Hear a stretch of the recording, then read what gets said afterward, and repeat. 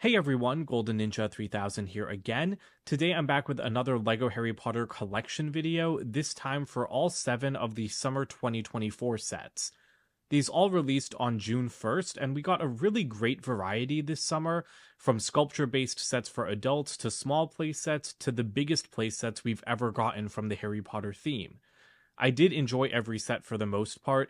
I did individual reviews for most of these sets except the 2 sculpture ones, so you've heard about some of my complaints in those videos already. But before we get into this collection, I do want to remind everyone that I am an employee of the LEGO Group. However, all opinions expressed in these videos are my own and do not necessarily reflect the views of the LEGO Group, and LEGO is a registered trademark of the LEGO Group of companies, which does not sponsor, authorize, or endorse this site. I want to start with the minifigures because I don't always group the minifigures together for collection videos like this, but I kind of feel like it's better when I do, just so you can really see how many minifigures you get with a wave.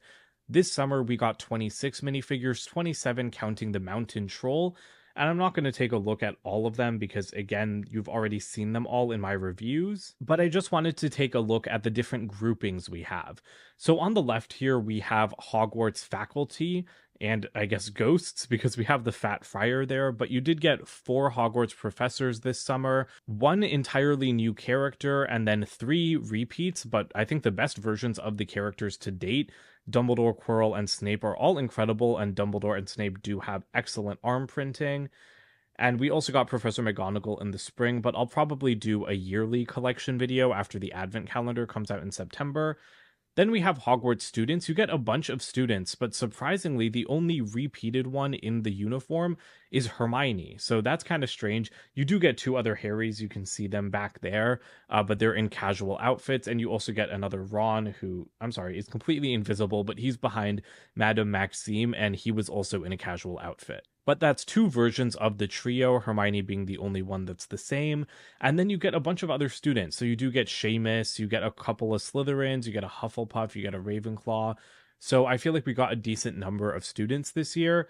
And then we have other adults and I guess other students, because you do have Madame Maxime and Karkaroff from Beauxbaton and Durmstrang, and then Fleur Delacour and Victor Crumb from those schools as well. We also got more brand new characters with Barty Crouch Sr. all the way at the back there. And then, of course, we got Madame Malkin from Diagon Alley, and then a couple of unnamed wizard and witch characters. The one thing I'll say is that this year was super, super heavy on the earlier years of Harry's school, and I don't love that. Like, just seeing all of these child minifigures, I get that, we're starting a new kind of generation of Lego Harry Potter this year, because we're starting the new Hogwarts castle system and everything, so it makes perfect sense that these are the minifigures we get. But I definitely prefer like the later years because they're less represented in Lego form, and so I really hope we age these guys up quickly, and next summer is all about like years 4 and 5, not even 3. Like, let's just skip over Prisoner of Azkaban. As for the sets themselves, like I said, we have a pretty good mix. We've got some vehicles with those 2 schools from Goblet of Fire. We have another section of our minifigure scale Diagon Alley. I mean, the direct-to-consumer version is minifigure scale too, but you know what I mean. Then we don't really have many small sets. Like, you can see the only tiny builds here are a couple of side builds from the larger sets and then part of the Aragog set. But you do have a nice little section of Hogwarts with the Great Hall and then the Potions class. And then, like I said, those 2 different sculpture builds. And I guess this is actually kind of like the animal/living creature corner, so we might as well start here. I'm going to toot my own horn here because I like the way I posed this section with Aragog crawling down the Great Hall. But I did do a separate review on Aragog.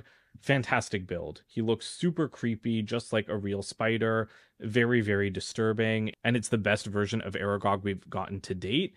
But I want to take a moment to focus on the Mandrake and Buckbeak sets, because these are 2 that I didn't review separately, mostly because I thought no one would watch them, so I didn't really want to take the time to make reviews for them. Buckbeak is absolutely my least favorite set this year. I'm sorry, he's just terrible, in my opinion. I don't think he looks anything like his movie counterpart.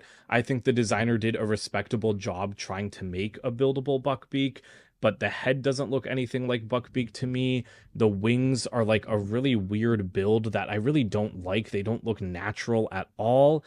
I mean, I like the feathering on the edges, but like the actual builds for the wings, Like, they're way too small for his body. I don't like this design with the Palisade bricks. I don't like the color scheme that's going on here with the weird sand blue mixed in with everything. And of course, I'm sure you guys are asking like why I bought this set if I don't like it.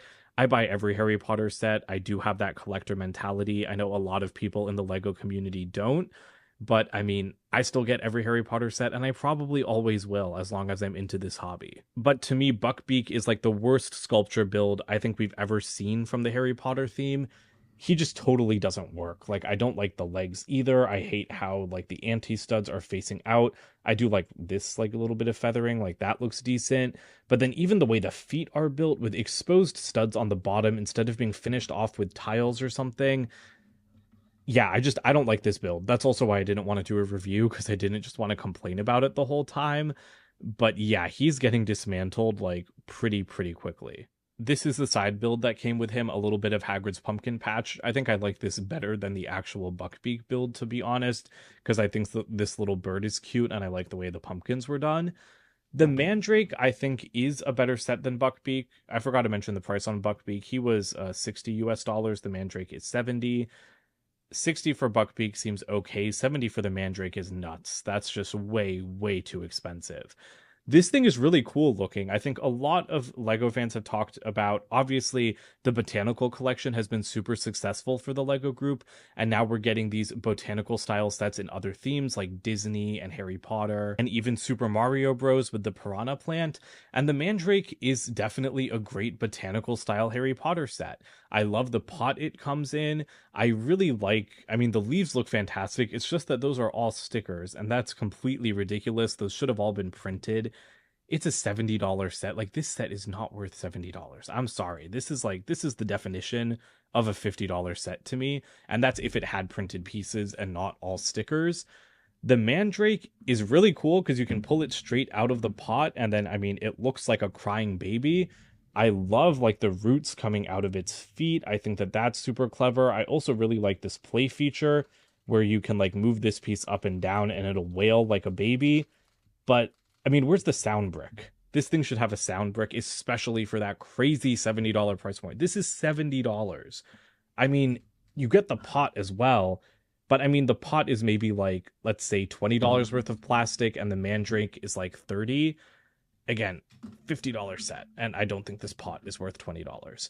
I also don't like that it can only be put in the pot at an angle. Like, you can't have it facing forwards, and I would really like to just have it facing forwards, although I guess the angle does make it a little bit more dynamic. Another thing I don't like is that these leaves, like the weight of this branch always rotates them out of the way, so I can't have them facing forward all the time the way I want. But yeah, I mean, I really like the concept of this set. I do like the execution of it. It's just the price that I think is really hard to swallow. And again, with the new Lego sound brick that has come in 2 sets, including a Harry Potter one, there's no excuse for why it shouldn't have been in a Mandrake set, because the Mandrakes are known for their incessant wailing. As for our other sets, we already talked about Aragog. I really like the Potions Classroom set. I think that this is the definitive way to do a Hogwarts classroom. It's a small scale, but it can still fit about 3 to 4 students. You can have Snape sitting back there. The whole thing folds open for play, which is really important for the kids. But then you can also really easily fold it up and then slide it into the base of Hogwarts Castle. And that's just perfect, because then even when it's in Hogwarts, it's still accessible in this folded up form. So I really hope we see more classrooms like this. They don't need to be limited to dungeon classrooms like the potions class. We could be getting like the defense against the dark arts class in this style, and then maybe it just slides into like a Great Hall style structure above ground. So I really hope that we see more of these next year. It's great that we're continuing this trend of smaller scale Diagon Alley buildings after last year's Weasley's Wizard Wheezes. Unfortunately, I think Madame Malkin's and Ollivanders missed the mark a little bit for me as an adult. I'm sure as a kid these would be tons of fun, but when you have the direct-to-consumer version, everything pales in comparison to it. So this set is cute, but it doesn't feel like it's worth the money to me. This is a $90 set. I don't think it should cost that much. I mean, it's got a decent amount of interior detail, but I feel like it could have had more.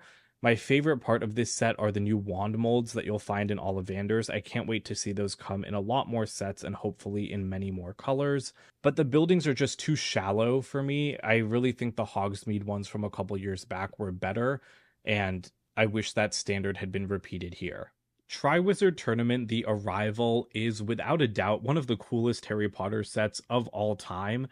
The Durmstrang Ship was finally recreated after years of waiting, and to me, it was done pretty perfectly. I really like that we got a new version of the Beauxbaton carriage to go with it, because it has been 5 years since the last version, so that's something I wasn't expecting, but I think it was important. And I will have a comparison video with this and the 2019 Beauxbaton's carriage coming out very soon. But of course, the star here is the Durmstrang Ship, and it does look beautiful. Again, I know I had my complaints about it in my review, but it's such a cool display piece. I honestly think that it's one of the most unique Lego sets I've seen in so long, and especially coming from Harry Potter. Like, I got into Lego because of Lego Harry Potter and Lego Pirates of the Caribbean, so I really have a soft spot for castles, particularly Hogwarts, and ships of any kind. And so the Durmstrang ship, it's like marrying that love because it's a ship, but it's magical. And again, it's just something so unique from the Harry Potter theme. It was really unique in the world of the books and the movies as well. And to see that translated into toy form is just so much fun. Like, I was showing it to my friend on FaceTime after I built it, and she was like, "That's from Harry Potter?" And I'm like, "Yeah." And I think it's one of the coolest Harry Potter sets. The biggest problem with this set to me is just that there's not much interior space, and I really feel like there could have been more. I also really wish the flags could like actually wave in the wind, because when I first built it, I was totally fine with them kind of just draping down like this. But then the more I look at them, the more I'm like, ugh, I just wish you could pose them at a slight angle. You know, I wish that they could actually be billowing in the wind. And so if that had been solved, I think that that would have made this set even better. But it just looks incredible next to the Great Hall because it is basically the same size as, or like even a little bit bigger than the Great Hall. I'll try to zoom out just a tiny bit. I need to pull the camera away, but they just go together so perfectly. I cannot wait to have them displayed side by side on my shelf. And I might need to figure out a better display solution because once we get more Hogwarts sets in this style, I'm still going to want the Durmstrang ship next to them like it's just popped out of the Black Lake. And that brings us to the Great Hall, the ultimate Lego Harry Potter playset. At $200 and 1,700 pieces, it is like the biggest true playset we've seen from the Harry Potter theme. Yeah, you can play with some of the adult collector sets, but they're designed for adult collectors. This is still designed for kids. If I had this when I was 10 years old, I would have been like over the moon. This absolutely would have been my favorite Harry Potter set ever. And honestly, when I look at this thing, I wish I was that age because it's so perfect as a kid's play set in most respects. Because, of course, as an adult fan, I have my complaints. Like I said, watch my review. But there's just so much good here, starting with the fact that you get a full cliff base and the stairs up from the boathouse, the fact that this can connect to the boathouse set. And again, I've already taken a look at all of the features in the review. I did modify this already. I've put gray Technic pins at the back so that these sections stop sliding out so easily. But yeah, these sections are my biggest complaint with the set. As designed, they always slide around whenever you try to move the set. I really hate how like they don't have real walls. They just feel very unfinished to me.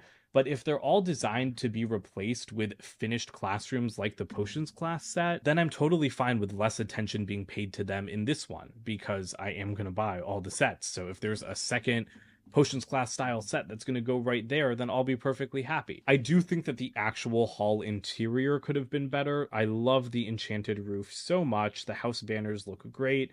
But I mean, where's the food? That's my other like big complaint. There's just no food in this set. It's just leaves and cupcakes. I'm like, let's get some like fish and chips in here, you know? Let's get some bangers and mash. Let's get a whole turkey. I also wish that there was just proper seating for all the characters, especially the teachers. Like, they needed chairs and their raised platform.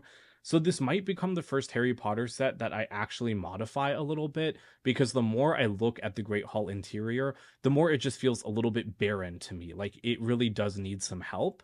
So I'm going to get to work on that. But in terms of like the overall play experience, I do think that this is the greatest Great Hall set that we've ever seen. Overall, I do think that this was a great year for the Harry Potter theme. I've got my gripes, especially with Buckbeak and the Ollivanders and Madame Malkin set. But again, even with Ollivanders and Madame Malkins, I need to remind myself that a child that's receiving that set is not going to care about how it compares to a direct-to-consumer set they're probably never going to see.